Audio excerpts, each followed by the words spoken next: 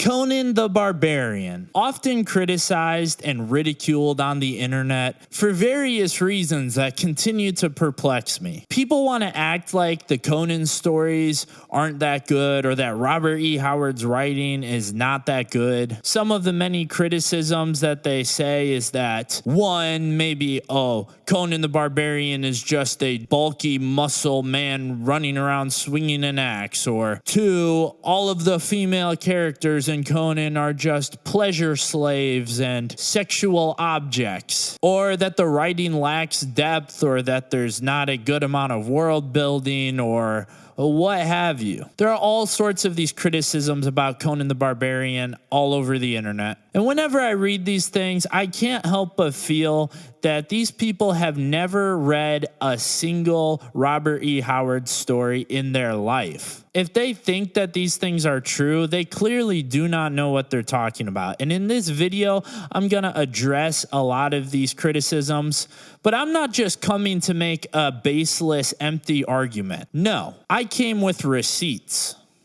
It's kind of funny, I seem to be having notes a lot more often in these videos, but it was absolutely necessary for this one because I wanted to make sure that I made my arguments with evidence pulled straight from Robert E. Howard's writings. I almost feel like a preacher up here with my Bible and my notes. It's kind of funny. How about we go ahead and start with the first paragraph of the first Conan story ever published, Phoenix and the Sword. And it starts like this. Know, O prince, that between the years when the oceans drank Atlantis and the gleaming cities and the years of the rise of the sons of Arius, there was an age undreamed of, when shining kingdoms lay spread across the world like blue mantles beneath the stars. Nemedia, Ophir, Bithynia, Hyperborea, Zamora, with its dark-haired women and towers of spider-haunted mystery. Zingara with its chivalry. Koth, that bordered on the pastoral lands of Shem. Stygia, with its shadow-guarded tombs. Hyrcania, whose riders wore steel and silk and gold. But the proudest kingdom of the world was Aquilonia, reigning supreme in the dreaming west. Hither came Conan the Cimmerian, black-haired, sullen-eyed, sword in hand, a thief, a reaver, a slayer, with gigantic melancholies and gigantic mirth, to tread the jeweled thrones of the earth under his sandaled feet. Have I made my point? All right, so that's the quote, but how about I start making my argument? This paragraph that I just read, you might say, is not even a part of the actual story. Rather, it appears at the very beginning before the first paragraph of the story starts. Robert E. Howard often does this, where at the beginning of his stories, he actually starts them with a poem or a quote or something like that, which is a quote from a fictional history called the Nemedian Chronicles. Not only did Robert E. Howard create a whole history for the Hyborian Age, but he created a fictional written history to chronicle that within the fictional stories. This dispels the myth that Conan lacks world building and setting and depth. This is just silly, anyone who says this. With this one paragraph that is supposed to be taken from the Nemedian Chronicles, Robert E. Howard establishes a mythic tone to his stories, and this is the opening to all of Conan the Barbarian, the first story ever published. Now, chronologically, it's actually one of the last stories in the timeline, but it's the first one he wrote, so this was the introduction to everybody to the Hyborian Age of Conan the Barbarian. This one paragraph establishes a mythical tone, and it suggests a vast history with lore and expansive world building without having a huge exposition dump, rather than sitting there and having Robert E. Howard write pages and pages of this happened and then this happened and then this happened. He did it in a single paragraph with flavor in character that fits right in with the story, suggesting this past. Now, if you're a person who loves that expansive exposition-based world building that you might see from like Tolkien or Sanderson, there's something for you as well in Conan the Barbarian, because you can go and read the Hyborian Age essay that Howard wrote specifically for this reason. It's not necessary for you to read it in order to enjoy the Conan stories, but if you want to have that many pages of exposition, it's there for you to read. Rather, Howard wrote the Hyborian Age essay primarily to serve as a set of rules and guidelines for himself when writing his stories, so that none of the stories would contradict the history that he created for this fictional world. This opening paragraph to Phoenix of the Sword, it also has a rhythmic biblical cadence to it, which helps to establish this mythological tone. It feels like a mythological history that would fit in perfectly with our world, just like we might read the Bible or the Quran or any other ancient text that people revere to legendary status. Howard makes Conan feel the same way. This one paragraph also creates a level of scale to this world that is, truly the Hyborian Age, the world of Conan. It's vast, it's very in-depth, it's diverse, there's so much to it. Many other fantasy writers' fictional worlds pale in comparison to Howard's The Hyborian Age. The next quote that I'm going to be highlighting comes from one of the fan favorite stories, Tower of the Elephant. This quote is from Yag Kosha. Now, if you guys have not read the story, it's a big spoiler to really explain who Yag Kosha is, but I imagine, anyone that's a real Conan fan has obviously read Tower of the Elephant. I'm sure most of you have. And Yag Kosha, spoiler alert, is an ancient entity, deity, or thing. I don't know if entity or deity is the right word, but he's essentially an ancient species that has been alive for a very long time and is beyond our level of understanding. It's truly Lovecraftian in nature, the concept of Yag Kosha. And his quote is, "I am very old, O man of the waste countries. Long and long ago I came to this planet with others of my world, from the green planet Yag, which circles forever in the outer fringe of this universe. We swept through space on mighty wings that drove us through the cosmos quicker than light, because we had warred with the kings of Yag and were defeated and outcast. But we could never return, for on earth our wings withered from our shoulders. Here we abode apart from earthly life. We fought the strange and terrible forms of life which then walked the earth, so that we became feared and were not molested in the dim jungles of the east where we had our abode." And this goes on and on. It's quite a long monologue from Yag Kosha. Just hinting at the fact that Yag Kosha has been around for so long. This creates an aspect, a feeling of existential horror, of cosmic horror. Like I said, Lovecraftian in nature. For those who think Conan the Barbarian is some ridiculous, hack and slash power fantasy where everything is just about, oh, I'm big muscle man killing everybody. Again, it could not be further from the truth. Robert E. Howard blends genres constantly in his stories. And one of the genres that is most commonly blended in is cosmic horror. It makes perfect sense, being that he was friends with Lovecraft and often, they would write back and forth and talk about things. But this is the element that makes the Conan stories honestly so good. Some of the best Conan stories are ones that have this cosmic horror element or twist to them at the end. It subverts expectations, it makes things interesting, and it hints again to this wider, vast world building of the Hyborian Age. The character of Yag Kosha suggests to us that this large world that is the Hyborian Age, this large fictional world, fictional version of Earth, is far from the extent of the world building of Robert E. Howard. Yag Kosha comes from a time long past, further back than even Cole and Atlantis. Howard's world building is so in depth. Another quote to talk about here, it comes from Queen of the Black Coast, another one of the favorite of many people's favorite Conan stories. And this is a quote from Beylit. Now, if you're one of these people that thinks that, female characters in Conan the Barbarian are poorly written, or they're just pleasure slaves or sexual objects, that's just purely ridiculous. You have never read a Conan story if you think that. Beylit is one of these great female characters in the Conan stories who is not just a pleasure slave or a sexual object, although much of the discourse about her in the story is sexual in nature, but this is because it is establishing the relationship between her and Conan, which is very important to the story and adds a lot of emotional depth that many of the critics of Conan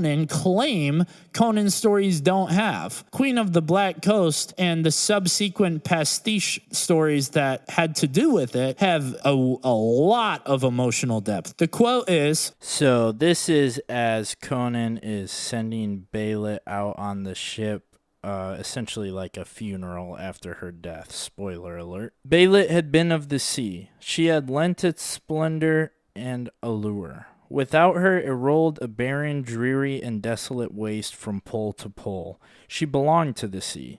To its everlasting mystery he returned her. He could do no more. For himself, its glittering blue splendor was more repellent than the leafy fronds which rustled and whispered behind him of vast, mysterious wilds beyond them, and into which he must plunge. No hand was at the sweep of the Tigris, no oars drove her through the green water, but a clean tanging wind bellied her silken sail, and as a wild swan cleaves the sky to her nest, she sped seaward, flames mounting higher and higher from her deck to lick at the mast and envelop the figure that lay lapped in scarlet on the shining pyre. So passed the Queen of the Black Coast, and leaning on his red-stained sword, Conan stood silently until the red glow had faded far out in the blue hazes, and dawn splashed its rose and gold over the ocean.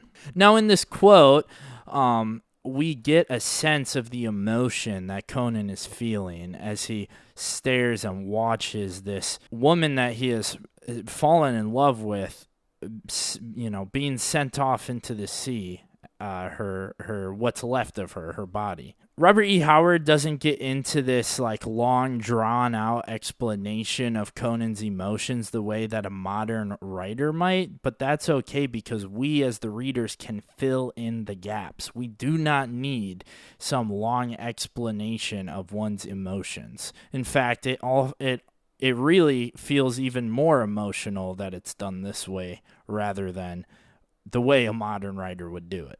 Queen of the Black Coast shows a great deal of emotional depth through the relationship between Conan and Beylit, and of course what eventually happens in the story, which later goes on to affect Conan pretty deeply, especially in some of the pastiche comics and stuff that have come out later on when other writers have expanded on this. Don't get me wrong here. The actual Robert E. Howard Conan stories have a lot of emotional depth as well. It does not require the pastiche stuff that has come out by other writers later to have that emotional depth. Through Conan the Barbarian, we often get this idea that barbarism is the natural state of man and that civilization is unnatural, just a whim of circumstance. I think this really goes along with another idea that the nobles, the people in positions of power, they've created these circumstances and set things up that allow them to say and do these things without having to face the consequences for it. The natural state of mankind, of barbarism, would mean that people do have to face the consequences of their actions and of the things they say because they will be answered with a fist or a blade. Another thing that I would like to point out is the way that combat is depicted in Conan the Barbarian. It's done so well. There are many authors and writers who do a terrible job with this, and I'm sorry to call it out, but Frank Herbert, if you guys have ever read Dune, you you might agree with me that Frank Herbert is not the best at making a clear visual picture. Yes, this is a good book. It's a great story with a lot of great ideas in it, but he's not good at creating a visual picture. Often when reading different scenes in Dune, I have no idea where the characters are, where they're standing spatially. I just can't picture any of it. Robert E. Howard, on the other hand, I start reading these stories and it just plays out in my mind like a movie. I can see every detail happening. And his combat scenes are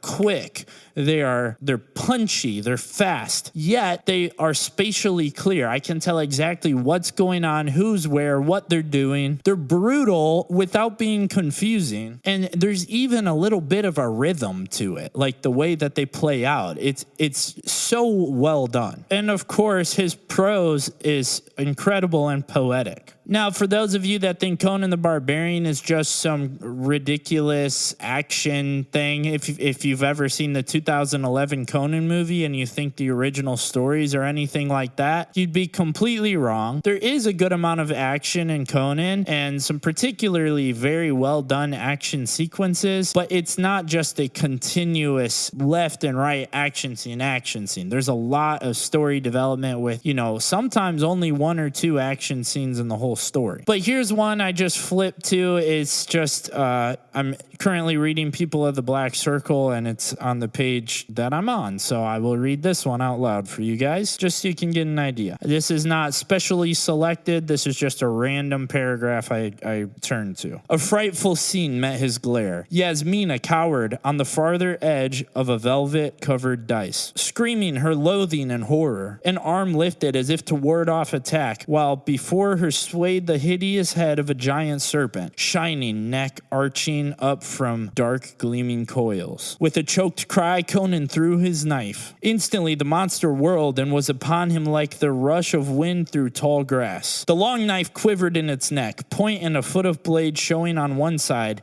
and the hilt and a hand's breadth of steel on the other. But it only seemed to madden the giant reptile. The great head towered above the man who faced it, and then darted down, the venom dripping jaws gaping wide. But Conan had plucked a dagger from his girdle, and he stabbed upward as the head dipped down. The point tore through the lower jaw and transfixed the upper, pinning them together. The next instant, the great trunk had looped itself about the Cimmerian as the snake, unable to use its fangs, employed its remaining form of attack. That one random paragraph that I turned to, not even a specially selected one, it's so clear what's happening. It's so obvious. You can just watch it playing out. As Conan throws the knife, it goes, and then the serpent comes, going to bite him, but Conan pulls out another knife and stabs through its head. The serpent wraps around him. I mean, it's so good, and the prose is so good. It doesn't feel boring to read. It actually feels like, oh man, what's going to happen? What's going to happen? Keeps you on the edge of your seat. For those who think that Conan the Barbarian, that Robert E. Howard writes female characters poorly, or that they're just pleasure slaves or sexual objects, I'm pulling that term from a comment that I received on one of my videos from somebody who clearly has not read a Conan story before. Valeria and Conan in Red Nails, they are clearly equals. They are both powerful, competent, and independent individuals. We see the same with Bêlit from Queen of the Black Coast. She was leading her crew of pirates completely by herself, all of them being men, and they listened and took orders from her. She is clearly a competent and independent woman, all in her own right, and Conan just comes along and they then form this relationship. But Conan doesn't come and start taking over her crew and becoming the captain. Like, Bêlit is still the captain of the ship. He just sort of is there alongside her. There's countless examples of independent, well-written female characters through the Conan stories. So anyone that says this, that there's not well-written female characters in Conan, that's just complete nonsense. Like, go read some Robert Robert E. Howard stories, and you will see that that is not true. That's mostly what I got for the video. I wanted to dispel some of these myths and further establish why Robert E. Howard is one of the greatest writers in American history. It is not fair to be making these claims about him that are completely untrue and about his writing that just appear as though the person making the claims has never even read one of his stories. He's excellent. His prose is poetic yet clear. It's not like reading Lovecraft where you almost can't even tell what you're reading because it's so the type of English being written is so different than what we're used to. Robert E. Howard's still, like, people of today can understand it clearly, yet it still manages to be poetic. His world building is excellent. The female characters he writes are great. So even though that's one of the most common criticisms, it's complete baseless lie. There's great wisdom and philosophy in these stories that Robert E. Howard puts in there. And I mean, all in all, these are just some of the best fictional stories in American history. It's insane that people even try to criticize them. It really must just come from the fact that they are viewing the stereotypical barbarian story, which usually is a cheap ripoff of Conan the Barbarian, where Conan the Barbarian truly is the blueprint for these stories, yet people are not basing their criticisms off of Conan. They're basing it off of the cheap ripoffs of Conan that they see in fantasy stuff that has come out later down the line.